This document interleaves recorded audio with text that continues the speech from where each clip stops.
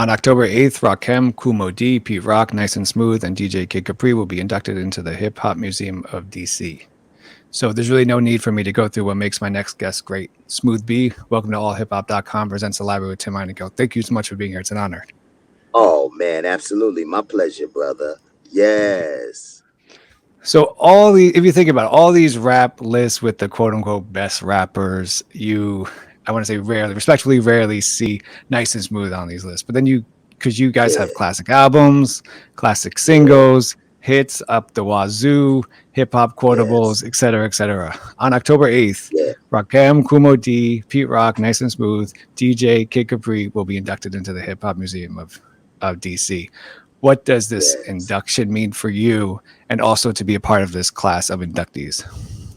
Oh, man, it's a beautiful thing, because, first of all, it's a long time coming, you know what I mean? Like you said, a lot of people, for whatever reasons, I don't know, they don't mention Nice and Smooth, and the deep part about it is not only are we, yes, pioneers and all of that, but we laid down a certain formula of mixing, singing, and rapping that was unprecedented. You know what I'm saying? And it's interesting because they say they serve no fine wine before it's time.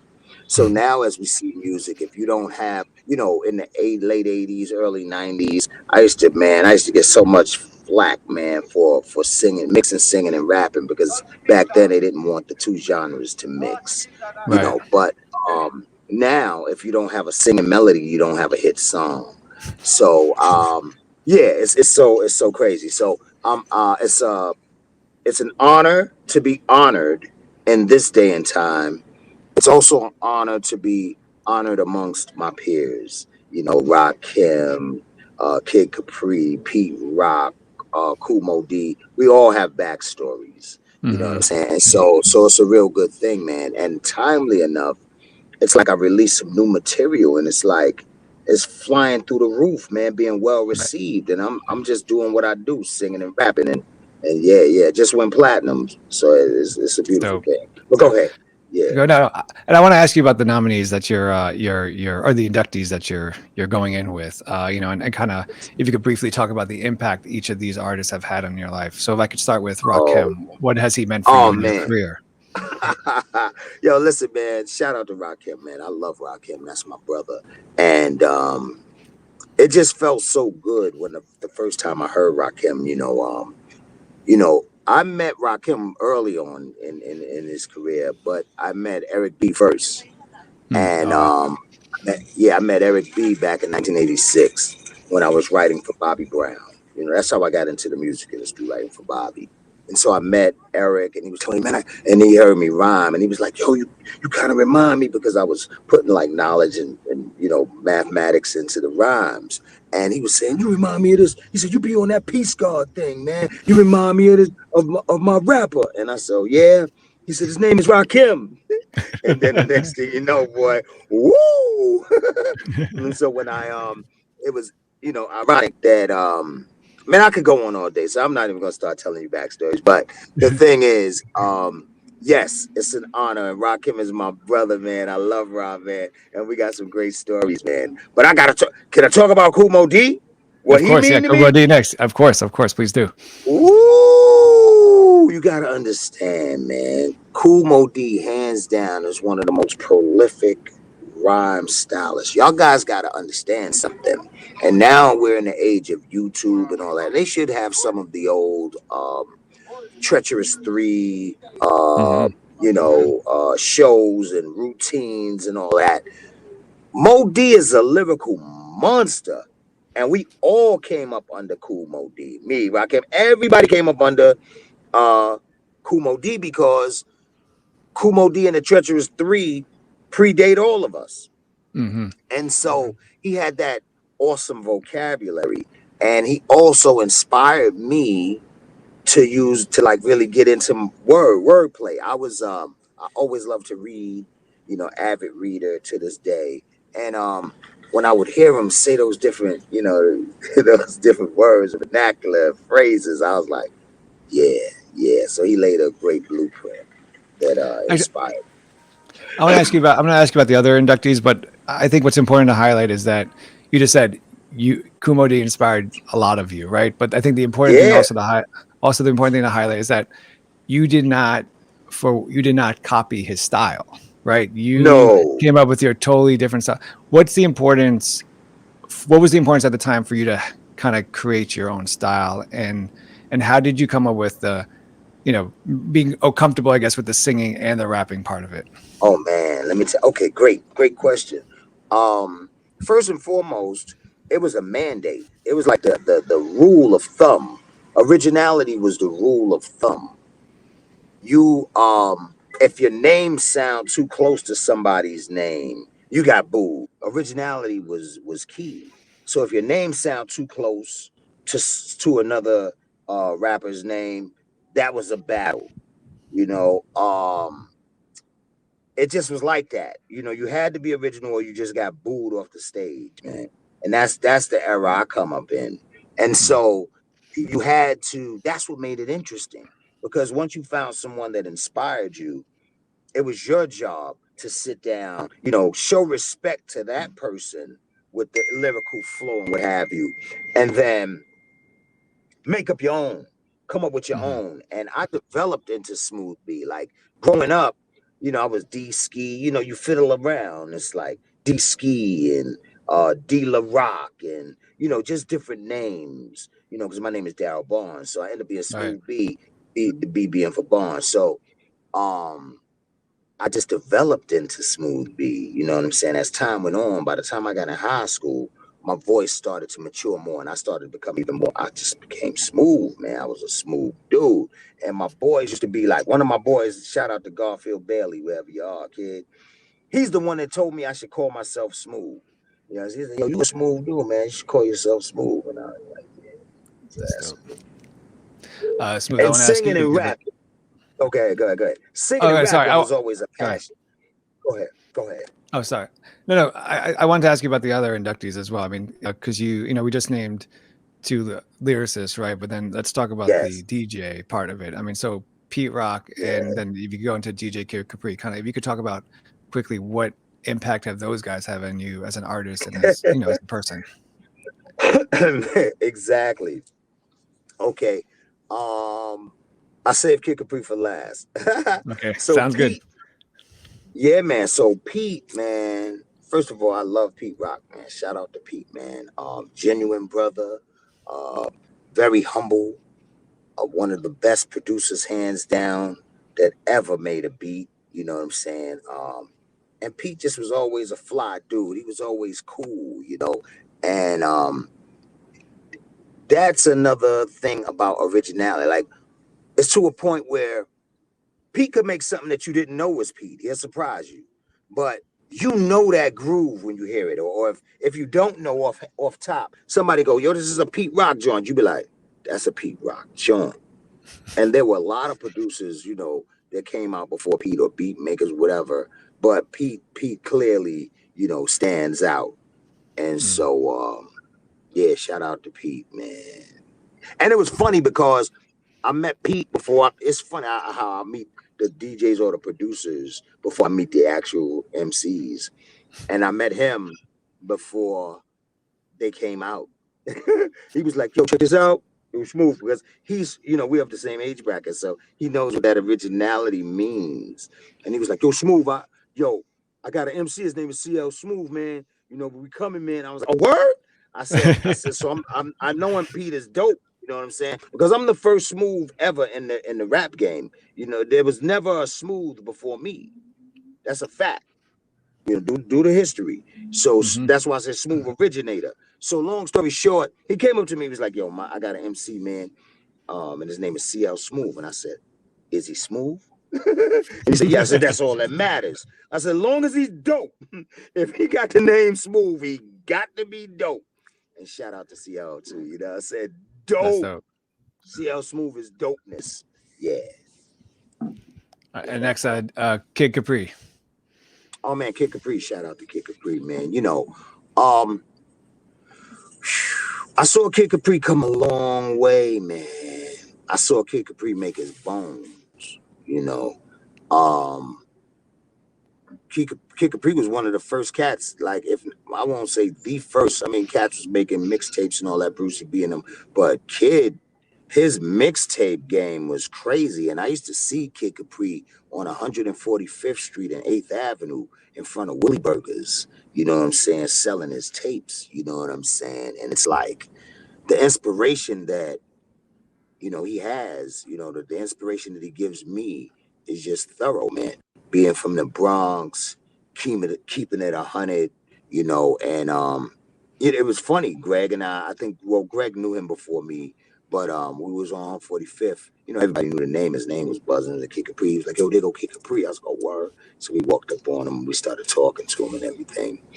And he was like, yo, that new joint, Skill Trade, y'all got us fire. I put it on my tape. And so I'm sitting there and I'm going, like, you know, all of the mixtape thing, that was all new to me. You know what I'm saying? It's like, oh, word, you know what I'm saying? Like, and back then you was trying to make your bread. So my first, I just, you know, I bought my paper, man. I come from that. You know what I'm saying? Like, yo, hold on, wait. Where I cut? Yeah. But I realized, you know, I was like, oh, no, this is dope. This promotion, he's playing our music. People are not even, he's going to help people hear us. It was beautiful. You know what I'm saying? Yeah. And he's one of the dopest DJs ever. You ever seen a kid set, you know what I'm talking about. He's like an extraterrestrial. Yeah. And lastly, I want to ask you about, for inductee wise, I cannot not ask you about your counterpart, Greg Nice. What has been? Yeah, I mean, if you think about like the one, he's obviously had many impacts on your career, but like the kind of most significant for you in terms of an artist and as a person. Wow. Man, so many impacts, you know. Greg and I, man, you know, we started from the mud, man, you know what I'm saying? And we have so many different experiences. But what I will say, I would have to say Greg Nice's unpredictability. That dude is unpredictable. Okay? So it's like 1 minute, Greg, he's an interesting dude. He'll like, today he might be saying, hey man, I'm just saying hypothetically. He might say, yo man, today I love pizza with onion and I love margarita pizza, right? A week later, I hate margarita pizza. And you'd be like, wait a minute, hold up. I thought you said you love margarita. Nah, I ate too much of it. You know what I'm saying? Type. So he that type of person with life. So it's been times where we kick it, we be together, thick as thieves, and then I won't see him. You know, he doing him, I'm doing me, and then all of a sudden he'll pop up right on time. Like it's just weird to try to explain. Like we enter in and out of each other's lives right on time, all the time. So it's just, yeah, it's that type of thing. So like this for instance. Right. I want to turn to the beginning of your journey within hip hop culture, and kind of, you know, you grew up in the Bronx around 165th. Yes. Take me back to being an 11-year-old and seeing your first Grandmaster Flash jam at Taft Schoolyard, and what that meant for you as an 11-year-old kid seeing this thing happen. Man, let me tell you something, man. It's like, it was electrifying. You know, try to imagine that. I didn't even know what I was about to embark upon. And one of my friends, you know, just brought me to the jam. He was a few years older than me, so I was like 11. He was like 13, 14. His name was Tony Hines. And he brought me to the jam. He said to me, you want to come with me to the jam? And I'm like, what's the jam? And he said, they're playing music outside, man. And it's going to be girls, and it's going to be fun. And I was like, okay. And I go with him. Yeah, you know what I'm saying? And I go with him. And we get there. And all I could remember is when we got there, Grandmaster Flash, at the time was DJ Flash. He was on the turntables. And all I can remember at that time, like my first sight of Grandmaster Flash was his Kango, and he had a black Kango on, and it was summertime, so he had a nylon on. You know, nylon is like what we call wife beaters. You know what I'm saying? You know, the like sleeveless joint. You know what I'm saying? But it's like it's made of nylon. So he had the nylon on, and he was cutting up this song called Apache by the original Bongo Band, and it's like.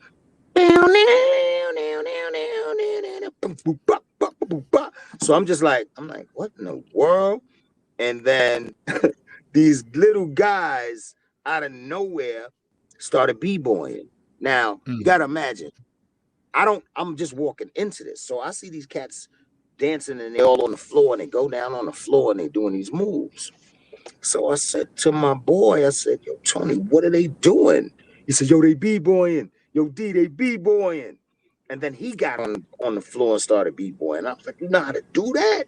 You know, and so it just was like, it was bananas. And then Kool Herc shows up. It was a whole nother level. Right. And all I could remember, honestly, in my mind was saying to myself, these dudes are grown men. Like I was, you know, they look like giants to me in all reality. And Herc was swole. He was diesel. I was like, yo, this dude got muscles, man. You know, I was just bugging. I'm an 11-year-old kid. I'm like, this dude got muscles, you know. And they just started playing music. And it was deep because that's the first time I had broke my curfew. So I had an 8 o'clock curfew. I had an 8 o'clock curfew, and I got home about 11:15, and my mom's wore my tail out, homie. She whipped me out, Jack. So I got my first whooping for hip hop at 11. So what made you go back? I mean, you know, I feel like that's probably discouraged enough, right? But like, what makes you go back? I told you it was electrifying. I couldn't escape. That was the birth of the Hip-Hop Junkie, homie. Like, I was like, I can't wait to go back. Yo, you know, I just got to watch my timing.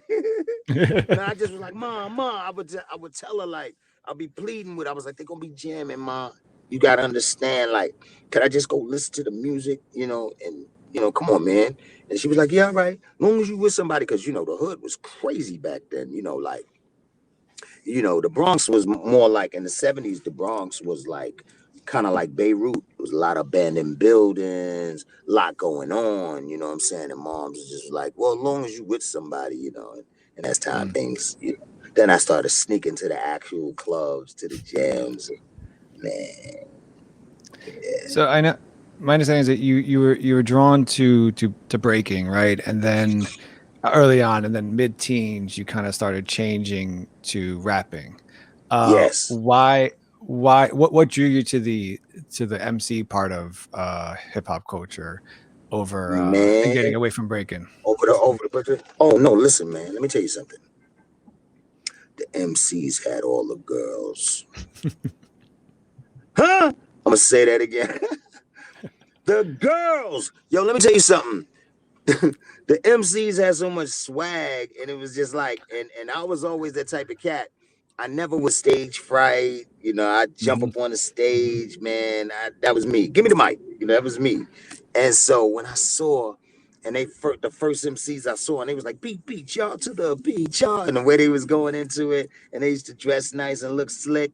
And you know, I had older brothers that hustled, you know, they were in the streets and everything. So they used to keep me fresh. They used to keep me with fresh clothes. So I said, well, look, I can look the part. I just got to get this rapping thing together. You know what I'm saying? So one of the first, and this is amazing because he's actually going to be there. My brother Busy B, man. And Busy B was the first rapper, quote unquote, legend pioneer. But at the time, he was the first rapper that I actually ever met. And he came to my neighborhood because one of my cousins knew him. Shout out to Lamont Clark, LC. So my cousin knew him, and they went to school together and everything. So he was like, I know Busy B. And I was like, what?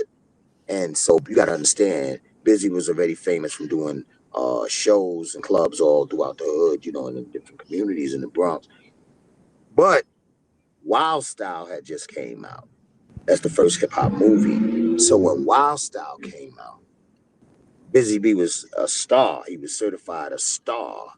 you know, in all of our eyes, you know, we could go to the movie theater and watch the guys that we've been seeing in the park, man. That was just phenomenal. And one day he came in my neighborhood and it was this girl. Woo, I ain't gonna put her name out there, but yeah, everybody wanted to get at her. And she was something. And the thing was, she bugged out. And so when she saw me talking with my cousin and talking to Busy Bee, she said, D, come here, come here. She's like, you know him? You know Busy Bee? I was like, yeah, I know Busy Bee, you know. So she was like, I want to meet him. I'm, yeah, you know, so I'm like 13. Yeah, I know Busy Bee. You know what I'm saying? So she was like, so she was like, introduce me to him. I said, all right, hold up. I said, you're busy. I said, you're busy, man. This girl over here want to meet you and all that. So he looked, he was like, whoa. She had the serious body. He was just like, yes. He said, yeah, little man. So he went over there and he bagged her. And then about a week later, I seen him coming out of my building. I was like, oh, you know. But so one day I ran up on him and I said, you busy, man. You know, I want to be an MC. And he said, yeah, let me hear what you got. And at that time I was D-Ski. So I started rapping for him and all of that. And he said, okay. I had about 2 or 3 rhymes, you know. So I said a couple of my raps for him. And he was like, yeah, okay.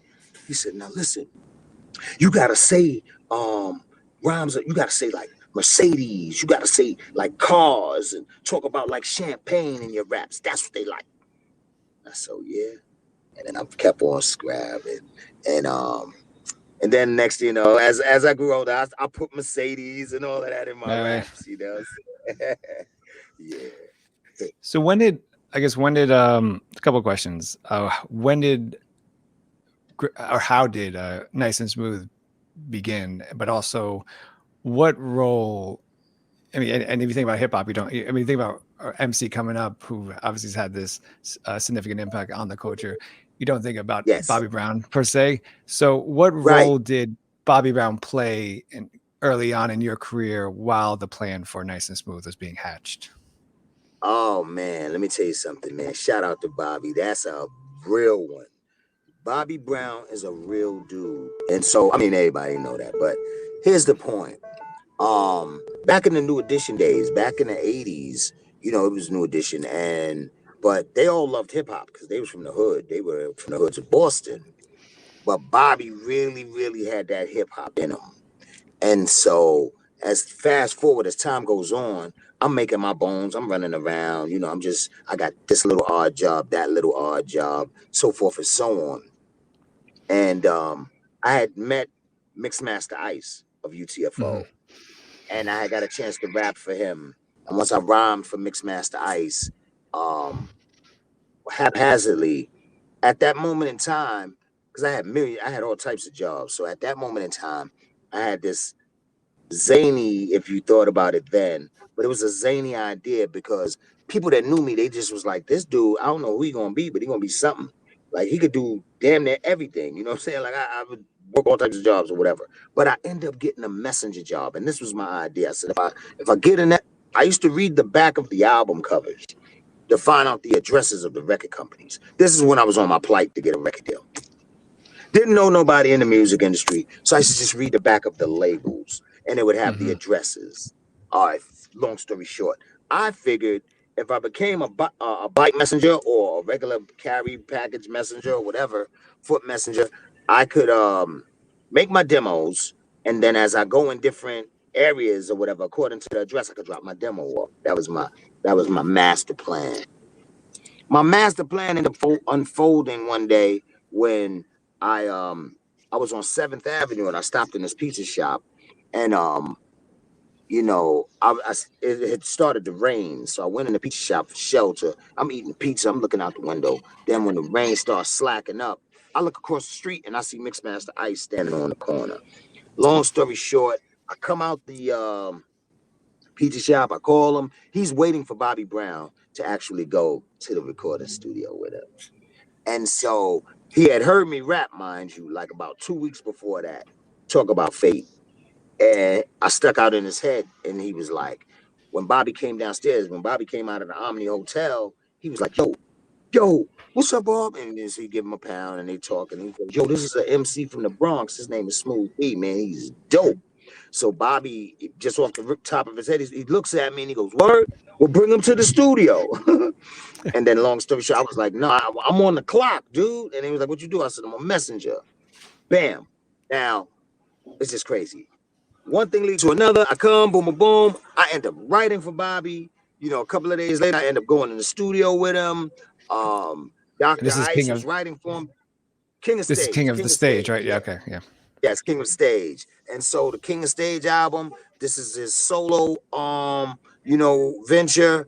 And King of Stage, nobody believed in him because really him leaving. I knew, there were a few people, but the majors, they they were like, "Dude, you're leaving the super group, you're leaving New Edition. The odds were stacked against him." Ta-da! My brother, me and him click. I started busting the pen because I knew he wanted to do both. He loved rapping. Boom, again, uphill battle. I'm starting to write his rhymes. He's taking his demos back to MCA. They say, "Why are you rapping? Are you crazy?" La la la la la. Bobby stands his square. Boom. Next thing you know, he makes it through the King of Stage and he gets to Prerogative. Boom. I was with him when he made when he actually did the song Prerogative with Teddy Riley. I was right there with him. Nice. I added in the line, "Don't get me wrong, I'm really not souped. Ego trips is not my thing." That's a Smooth B lyric. Boom. Things like that. Yeah. That's my brother. So now we traveling on the road. I meet another guy through Bobby on the road named Lance Romance. Lance Romance knows Greg Nice. Lance Romance, all this time while we on the road, I'm thinking he lives in Texas. He ends up living in the Bronx. There was this airline. I wish I could remember it. It was a bugged out airline. Back in the days, the whole airline was orange. Tower Air, I think it was. Tower. Nutty. So anyway, we land back. We in LA because we travel the country. Bobby's on a national tour. We travel the country. We end up back in LA, and then we fly back into New York. And this is 1987, around 87-ish, 88. So now we land back, 87, yeah. So we land back in New York, and I see him standing in LaGuardia Airport, and I'm like, "Lance, what you doing?" I said, don't you live in Texas?" He said, "No, I live in the Bronx." I said, "What?" Long story short, he says, "Yo, I remember you was talking about how you wanted to do some things," because Bobby had a band. Bobby had initially wanted to produce me, but he wanted to do my whole album with a band. And I mean, that would have been 20 years before the Fugees. I mean, not the Fugees, but what's my dude's name? The Roots. The Roots, yeah. So that would have been way ahead of his time. So I was like, nah, because at that time everybody started sampling. So I was trying to explain to him sampling. Like I was like, there's a way that cats is taking the original sound off the records. I got to do that. And so while I'm having this conversation with Lance Romance in the airport, he goes, "When you was talking to Bobby," he said, "and you talk about taking the sounds off the original records, that's called sampling." He said, "I know somebody that knows how to do that." And I said, "Yeah?" He said, "Yeah, man, this young kid, man, his name is Greg Nice." Greg used to do the beatbox, human beatbox, and used to make beats. That was his thing. And so he says, "I'm gonna call you and introduce you to him. And I think y'all will have something special." It's the weirdest thing. He said, "I think y'all will have something special." I said, "Okay, bet." So the next day, he was so adamant. At the time, Greg was in a group, so he was partners with this guy named June Love. June was dope. And so we got into a cipher. And Greg started doing the human beatboxing. Me and June was rhyming, and June had routines, and I had routines, and we complimented each other, man. And June loved, peace and blessings upon him, because he had passed away. He ended up getting murdered. Shortly thereafter, that's what made it so crazy. But June was instrumental in introducing Slick Rick to Dougie Fresh. It's just deep because June was one of the original members of the Kango crew. Another story. And so, long story short, the only cipher we ever, and I swear, man, I wish someone was taping or someone had a video of that moment, because we was going back and forth, and Greg must have been doing the beatbox for like 2 hours, man. And we was just drinking brew, blowing trees, rhyming, going, "Oh yeah, I got another one." And oh man, it was beautiful. And when we finished, we just shook each other's hands. And it was just like, he was like, I told him, I said, yo, June, you dope. Your style is unique. And he was like, you dope, man. Your wordplay and your flow, your voice is crazy. And I was like, word. And so I said, one day we got to do a record together. And we just shook on it, man. And then about 3 days later, I went back on the road with Bobby. And I came back like 3 months later. And when I came back, it was like, I came back like 2 weeks. I came back the last week of February. And the reason I remember it was, the last week of February. And the reason I remember that was because he was murdered on Valentine's Day. Now, the nutty part about it was his name was June Love. He was murdered on Valentine's Day and he was shot in the heart. Oh, damn. Oh, dude, you know what I'm saying? So I go back around the hood, around Greg, which would happen my old way. And I went to see Greg. And he told me the whole scenario. And I'm like, this is unreal. And so I said, you know what? We got to do something. I said, the last thing we said was that one day we'd do a record together. And so I said, we got to do something in memory of him. So I said, because I said, no one would have ever have heard his style or heard it. Nobody heard y'all before. You know what I'm saying? Because Greg didn't want to rap. June was like the premier rapper, and Greg wanted to just do the beats and do the human beatbox. Right. I said, nah, dude, we got to switch this up. You got to rhyme, and you got to keep June's style alive. I said, so just do this. Let's do one song. So we did the song Skill Trade and Dope on the Rope, A side and the B side. And then, they say the rest is history. We pressed it up. We went store to store. We did the whole 9 yards. We walked them dogs, and then we started to create a buzz. Yeah, and then started to pick up. Smooth. If you talk to me about the importance for you of Sleeping Bag Records, but also the role that Tila Rock played in connecting you with Sleeping Bag Records, and what's kind of the importance of that label to you. Man, Sleeping Bag Records was the beginning. You know what I'm saying? Everything started with Sleeping Bag. Sleeping Bag was quite unorthodox though, because you got to remember it was different from what I was accustomed to. So I'm running around with Bobby, and he's taking me up in MCA offices and all of that. So I'm seeing that type of structure. So, but Sleeping Bag worked because they was just raw hip hop. Like you walked up at Sleeping Bag. I don't know if anybody ever been in there, but you see boxes. You know what I'm saying?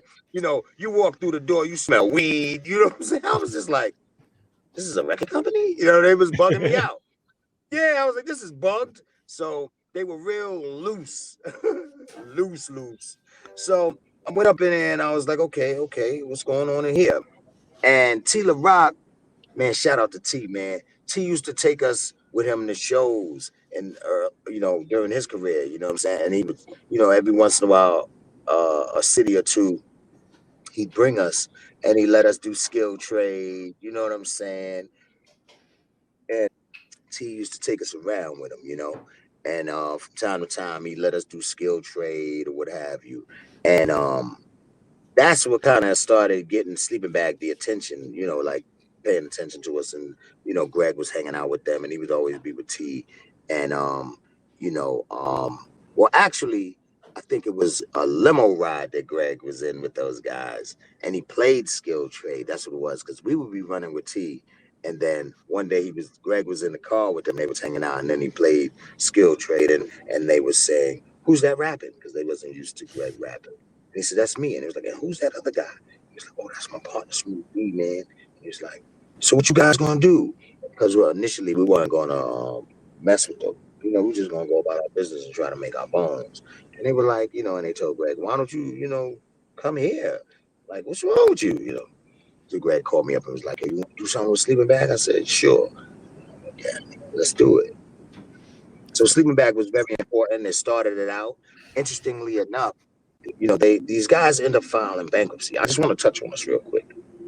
They end up filing bankruptcy, but we end up having a bankruptcy clause in our contract, which stipulated if this company ever goes bankrupt, we retain 100% of our publishing. So, yes, we had some interesting. Our journey was interesting, because just as we went gold, Sleeping Bag goes out of business, right? But then the silver lining to it was we ended up retaining our publishing. then we ended up getting picked up by Def Jam. There you go. Yeah, that's amazing. Yeah, you know what I'm saying? Yeah. Did you shop yourselves to Def Jam, or was it just so much of a buzz that Def Jam just came to you? Yo, let me tell you something that was interesting, because you know they say industry insiders know. Russell, tell you how life is. And Russell later told us this.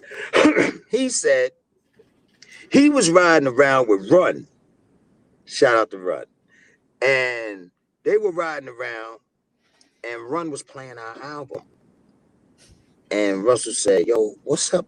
Who you listening to? He said, man, it's these two cats from the Bronx. They dope. They call Nice and Smooth. So Russ is listening to our first album. He was like, what label they on? He's like, they on Sleeping Bag. And so Russell knew that Sleeping Bag, had folded. So he was like, oh yeah. So he was already planning on getting EPMD off of Sleeping Bag. So then he just added us to the package. And the interesting part about it was, now at that time I was a young dad, so I had my first daughter. Shout out to Genesis. So I'm in my bag, like, man, I gotta get this bread. Sleep Bag going out of business. At that time, Pampers cost money. You dig what I'm talking about? So I'm like, what's my next move? What's my next move? So I'm really in hustle mode, and I'm mad. Where my money? I'm hot.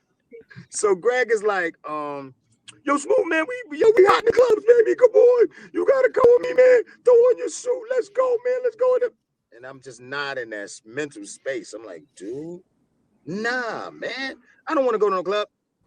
So this one night he kept saying to me, he's like, Smooth, it's gonna be a big night. And I don't know what the event was. He said, everybody from music is gonna be there, Smooth, man. Come on, man. He said, every time I go to the club or whatever, they always ask me, where your man? Where your man? And so he said, come on, man, let's throw the suits on and cigars and our brims. Let's go. So I was like, yeah, all right, man. And then I went with him this night. And Russell just walked up. Now, I know this is all hip hop. I don't know. I'll be trying to mind myself of profanity. That's fine. No, it's fine. Because I want to start imitating. I want to start imitating people. Right now, I'm gonna imitate Russell. So we up in the club. Russell walks up. Yo, what up, niggas? I'm about to sign y'all asses. So I'm like, what the fuck is? What an interview. I mean, what an intro. Like, I was like, what? He was like, yo, y'all motherfuckers is dope, man. Yeah. I'ma sign y'all, man. I'ma buy y'all out of that Sleeping Bag contract. Yo, this is my man, Big D. Yo, Big D, get all the information, man. Word up. Call him tomorrow, man. Go pick him up tomorrow. All right, y'all. Give us a pound and walked away. So I was like, what the fuck just happened? So the next day, sure enough, Big D came up to the Bronx and he picked me and Greg up, took us to lunch and all of that. And he was like, oh, no, it's getting ready to go down, man. Y'all getting ready to be on Def Jam. And I was like, what? And then the next few months, it happened. Bugged out, man. Can't make this happen. That's all. Smooth, I always wanted to. I remember being a kid in Washington Heights, where I grew up, and it was always fun to quote unquote try our best to imitate the echo part of Nice and Smooth, right? Like it was always just we did it pretty poorly, but we tried to. Where did that come from for you guys? Like, why did you what made you be like, all right, this is going to be one of our sounds. Right? This is going to be it. Yeah. Yes. That is the quintessential. The echo chamber, baby. That echo. That's hip hop. When we back in the days when we were coming up, Greg Nice grew up in the Bronx. He grew up in Harlem. Like myself, I grew up more in the Bronx, but I was frequented in Harlem because I had a lot of family in Harlem. So back in the days, MCs were like, this is the sounds. You about to hear, coming straight to your ear, right? And it just gave it such a beautiful essence, right? And so it was dope because when we started creating together, Greg was like, yo, I want to bring the echoes back. And I said, word? I said, okay, man, let's go. So he'd be like, and so you see it like,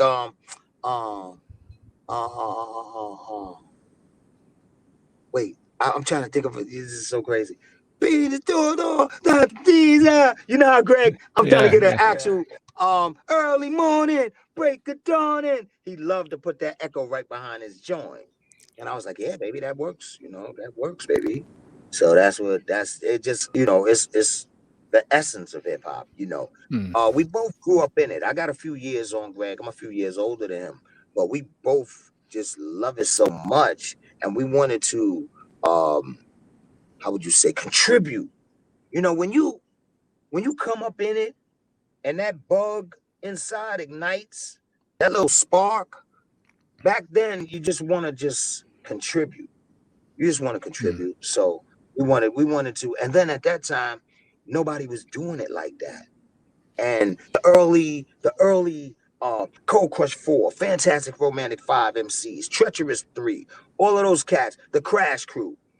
The Crash Crew rocking on the radio. They always mixed something melodic. And that's what we were raised on. So as time went on, we were like, ain't nobody doing that. Like, hold up, let's bring that. Let's be ourselves. And that was us. And so that's all we could do, was be ourselves. In 1991, Nice and Smooth was featured on Third Base's Microphone Techniques, right? Yeah. And prior to that, 1990, Vanilla Ice dropped. And I remember being 11-year-old kid, seeing Vanilla Ice drop and being like, this is totally an industry play to try to put a white face on hip hop. Third Base should not be in the same category as Vanilla Ice. So Right. at the time, what was it about Third Base that made them more legit, more different than, as two white rappers, like versus a Vanilla Ice at the time? Oh man. Oh, you know what, man? I like you guys. That's a great question. Shout out to Search, man. That's my brother. I love Search. The authenticity. See, let me explain something to you. The first time I met Search was in this club called the Latin Quarters. Mm-hmm. And Search was there. Search made his bones. Back then you had to prove it. And so Search would be right up in the Latin Quarters with everybody else, spitting his rhymes, trying to make his bones, going through his battles, going through cats wanting to fight him because he was a white boy, then realizing he was real and loved and realizing that some of the roughest, toughest black dudes loved him. Once they got to realize that, no, Cat's got his back, dude. He's a good dude. Then the rest was history. So when he got his record deal, he just fit right into hip hop. It wasn't like somebody that they snatched out of the sky and said, you're going to be a white rapper. Here's your shot. Nah. Search made his bones. Do you remember how the collaboration actually came together? I mean, did they reach out to you? You reached out to them? Oh, yo, let me tell you something. Yeah, look, we were both on Def Jam. So we be walking through the hallways and shit. We'd see each other. Yo, what's up, my G? Yo, what up, what up? And so we knew each other from Latin Quarters. So it was just like one of those type of conversations. I'm walking one way. I see Search coming another way. What up, Search? Yo, what's up? Yo, I'm working on my album right now, Smooth. Word? Yeah, I got this song. I would love for you to be on it. Word? Okay, bet. Let Greg know, we want to do a record. Okay, bet. Boom. Then they'll run into Greg. Tell him the same thing. Yeah. And then Greg will call me. Yo, I said, yeah, no, I know. I'm waiting for him to give me the track, type thing. And then we just did it. We just knew that we was going to do it because that was our boys. And it was so funny because, interestingly enough, like, it was Search and Prime Minister Pete Nice. But when you actually look at them, they was kind of not in the essence of the music, but in the imagery. Image-wise, they were kind of like a white Nice and Smooth in a way because Pete Nice was suave and he was on his swaggy shit like I'm on my swag shit. And then Search is hype like Greg is hype. You know what I'm saying? But totally different styles. Our music not the same at all. But man, when we came together and did that song, Microphone Techniques, man, it was beautiful. You know what I'm saying? And it just was beautiful. And it made me rhyme at that time about my daughter. You know what I'm saying? Shout out to Genesis, man. And man, I love that. Smooth. Prince did 50-50, Elton John did 50-50, but Tracy Chapman took 100% of the publishing from Sometimes I Rush. How did that happen? You just think about the and not putting no disrespect to Tracy Chapman as an audience, but in terms of being able to as an artist being able to command this money, you would think Prince and Elton John are probably are more up there, right? How did that come into effect where she got 100% of the publishing? What? You know what's so deep about that? Maybe they should let me negotiate it. Cause yo, man, Russell said, I'll take care of it. Now don't get me wrong, because Russell definitely he went and he sat with my man Prince. He sat with Prince and played the song "Sky's the Limit" for him personally at his home. So you know that Russ juice card, but he was like, so I'm thinking it's gonna be the same type of love. Yo, don't worry about it. I got this. I'm gonna go meet with Tracy Chapman. Man, yo, oh shit, Tracy won 100%. I was like, what? What the fuck? Fucking Tracy. Damn it. All right, go ahead, lady. You know, go ahead, lady. So you know, she just went, you know, she bagged us on that one, but it's cool, you know. Shout out to Prince, man. Peace, blessings be to him too, you know. Was there any talk when you found out what when Tracy wanted 100%? Was there talk about maybe just using a different sample, or was this like the song you knew that would be, you know, the one? Yeah, well, interestingly enough, man, at that time, everything was moving so fast because originally they said, this was the funny thing. They was like, originally they told us, yeah, she's going to split the publishing with y'all, man, 50-50. So we were like, all right, now you got to imagine at that time we running around, we touring, we doing promotional tours, we doing all types of interviews and all of that. So it kind of was like, to be truthfully honest with you, we looked up again and they was talking about, oh yeah, she got 100. I'm like, what the fuck you mean she got 100? It was like that type of thing. And I was like, yo, hold up, man. Like, okay, fuck it, let's go. Let's keep going. I don't have no time to even study this. You know what I'm saying? So, and we played the shit over. It wasn't a sample. My man Rory from Westchester actually played this shit over. Hey, man, it is what it is. And it was, you know, it was our first #1 and our first platinum. So I can't be mad. I think you guys also took sampling wise, you took a big risk with No Delaying, because you sampled Prince. And I think you read on Prince is notoriously not letting people sample him. He also goes as far as he doesn't like industry covers as well. You briefly talked about Russell pulling kind of the Russell card on this, but how did Russell get, I mean, I don't know if you were at the meeting, but how did Russell get Prince to agree on, you know, letting you guys use his music? Well, according to Russ, he told me the story. He said that he got there and they kicking it and they just talking and what have you. And then it came time to play the song. So he said Prince was in rare for, you know, he was in Prince fashion.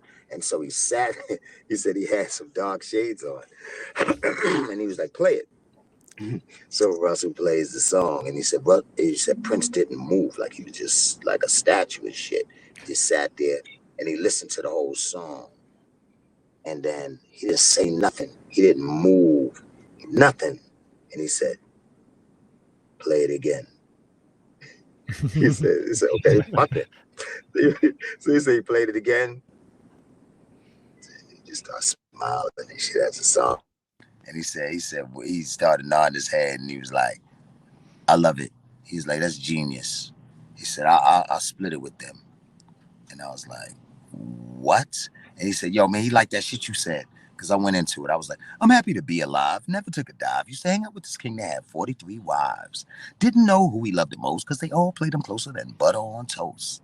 For rhyme, for reason, never treason. The kid was always in season. Took me to the players' ball and all. He told me always keep my game tight and stand tall. You know, I was talking my shit on there. So he says he liked it. You obviously have Nice and Smooth, the group, but then you also done some solo work as well. And one of your latest records before samples Elton John. Yes. How did you get the clearance of that sample from Elton John? But also, have you found getting the permission for sampling? How has that changed kind of throughout your career? Well, I mean, you know, to be truthfully honest with you, it's never really changed. My thing, my concept to it was contact the people. like contact them, man. Don't just take their shit and run with it. Everybody gets so zealous. and they get so they rush.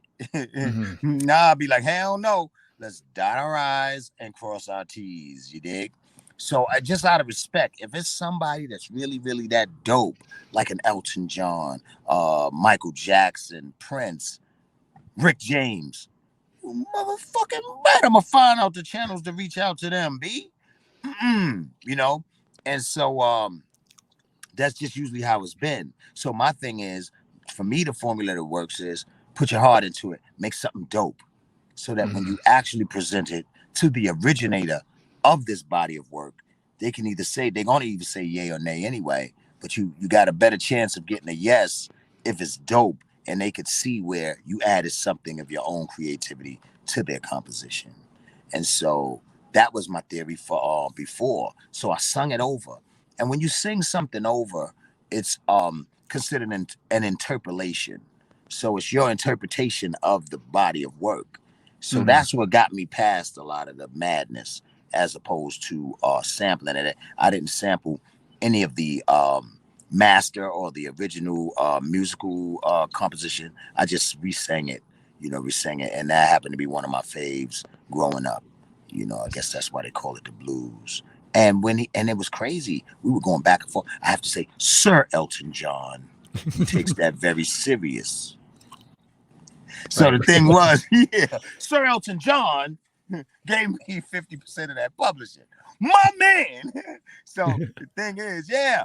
So the thing is, um, I flipped it, and we were going back and forth. His people talking to my people talking to his people. I'm like, shit, man, it's a couple of months, man. I really want to release this record. You know what I'm saying? What the fuck is Mm-hmm. going on? So they're going back and forth, emails, blah, blah, blah, blah, blah, blah. And so we're having a conference call with some of his peoples in London. And so I interject. I'm just listening. And I said, excuse me, can I ask you a question? And, I asked his representatives or whatever. I said, can I ask you guys a question? And they said, sure. I said, did Sir Elton, I remember that, say fucking sir. I was like, did Sir Elton John hear this song? And they were like, no. And I said, well, would you do me a favor? Could you play it for him, please? Please, just play it for him. I said, because that would mean a lot to me as an artist. You know what I'm saying? Mm-hmm. Like, I'm an OG with this shit, man. And I'm not it ain't my first Christmas, man. I'm sure he knows my music because he loved hip hop. I said, well, Right. shit, Google me, motherfucker. So anyway, now, but I was just like, look, could you play it for him? You know what I'm saying? And they were like, sure. And like 3 days later, they played it for him, and he said he liked it. Oh, that's so that's great. Yeah. And I imagine that also like gives you you don't need it, but like validation that you did justice to the original piece of music as well. Oh man, thanks, baby. Um, so you not just sampled, but you've also you've been sampled, right? Right. And your famous line, "I wanted to get blunt and my brother" from Hey. Gangsta's to Wick, has been sampled by Total Devastation. Right. When that happens, to Right. you, someone like you, what's the conversation? Did they reach out? Did you know that was happening? Did they reach out to you originally, or did you just kind of someone told you about it after the fact? Yeah. Well, actually, by that point, Total Devastation reached out, and the first person to ever sample my voice was Common on Mm, his first single, Resurrection. stuff. That's my Nice. voice, Resurrection. Yeah. And so, but I've been easy. I be easy peasy on the up and coming. Yeah, no, the particularly Total Devastation and Common reached out. There's been a few cats that just threw shit out, and my people's had to check, track them down. But yeah, a lot of them, and they just put the shit out, and people call me up. Yo, Smoke, I heard your shit. Yeah, where you have my verse at? Tell me. Get on my James um, Brown shit. Where my shit? in 2009, you collaborated with DJ Premier on the track "Game Over," and um, we talk about Joel Ortiz has this great line in one of his tracks. He goes, "Slick talk to the track. Who else brought that to the game?" And I think this track that you're on is a perfect example of the lyricist having a conversation with the beat. Can you talk about how that collaboration came together? But also, you're on a DJ Premier track. put extra pressure on yourself to kind of make sure your pen game is tight? I mean, how does that go about? Let me tell you something, man. It's like butter, man. It's like Preem. You got to remember, we did Dwick, we did Down the Line together. That's my brother. So when I know I'm going in with Preem, it's just another. It's like, it's like it's another contribution to hip hop. It's damn. It's like love, and it's like, nigga, wait a minute, why are these niggas calling me crazy? Anyway, long story short, when I go on with Preem, it's like it's business. It's like, all right, give me the beat, homie. And a lot of times Preem likes to make beats right there on the spot for me. You know what I'm saying? I be like, yo, man, send me the damn track. Let me marinate. You think I said some shit then? But he just, I don't know, he just loves that shit. He's like, nah, Smooth, man, you so sick, man. Let me make it right there, man. It's something special about like when I make it right there for you. And I'm like, okay, Primo. And then I go in there, you know what I'm saying? And he'll just say to me, yo, he'll call me up. Like when we did Game Over, we had been talking back and forth, and we were talking about doing something. And he was like, yeah, man, he was working on a lot of stuff. He was doing MOP at the time. He was just working on a lot of stuff. And he called me up one day and he was like, all right, so how you want to touch it, Smooth? What type of shit you want from me? So I'm just throwing shit out the air. He was like, because I'm going to start assembling, the sounds. Tell me what lane you want to go in. And I said, well, you know what? I got something that I was working on. And I said, matter of fact, let me spit this to you. And I just spit over the phone. What separates me from the... I said, what I said? What separates me from the... What's my line? I said, what separates me from the...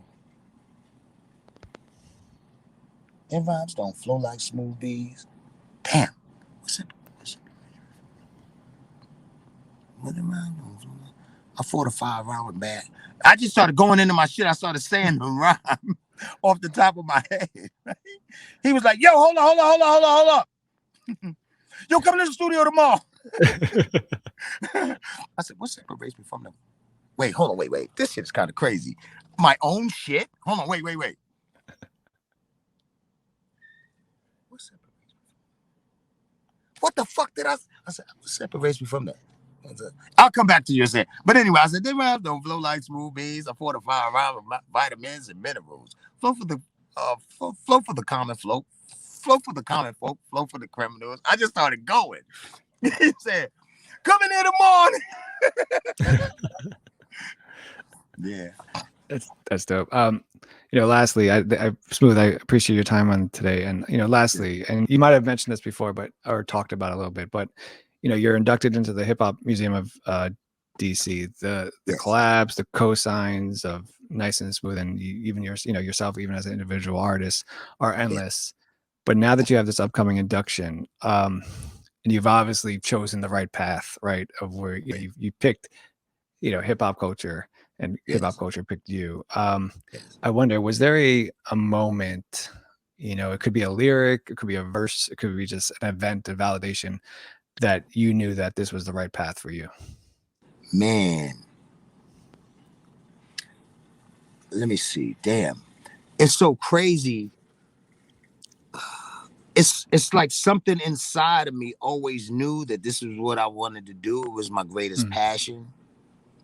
The journey, and I guess in the sight of others, it didn't look like it was going to happen, but something inside of me knew that it would happen. So I think, you know what? The light bulb really, to be honest with you, the light bulb went off really when Bobby blew up. I have to honestly say that. Bobby blowing up really was the confirmation that put the battery in my back. Because I was like, if this formula is working for my brother, it got to work for me. You know what I'm saying? Shit. I did it. Because everybody was like, you can't mix singing with rapping. The industry didn't want you to mix singing with rapping. But when Bobby blew up, I said, shit, I helped him blow up. Oh, fuck that. It got to work for me.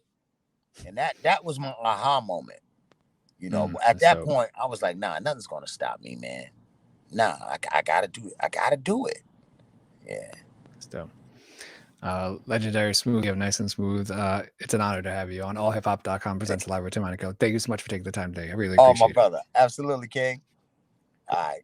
Thanks, man. Peace. Peace. Peace.